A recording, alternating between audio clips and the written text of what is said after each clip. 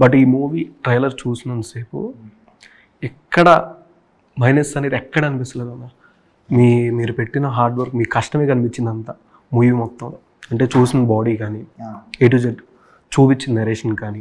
కొంచెం ముందు కబడ్డీ అనేది చాలా డిఫరెంట్గా ఉంటుంది. ఇప్పుడు వచ్చిన ప్రో కబడ్డీ వీటి వైజ్ చూసుకుంటే అప్పుడు ప్రాక్టీస్ కానీ మనం ఆడే రైడింగ్కి వెళ్ళే విధానం కానీ డిఫెండింగ్ చేసేది చాలా డిఫరెంట్గా ఉంటుంది.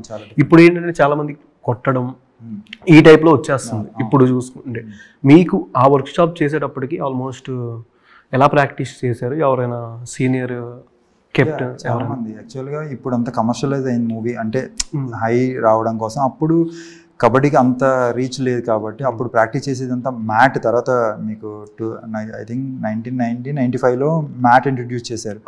బిఫోర్ మ్యాట్ లేదు.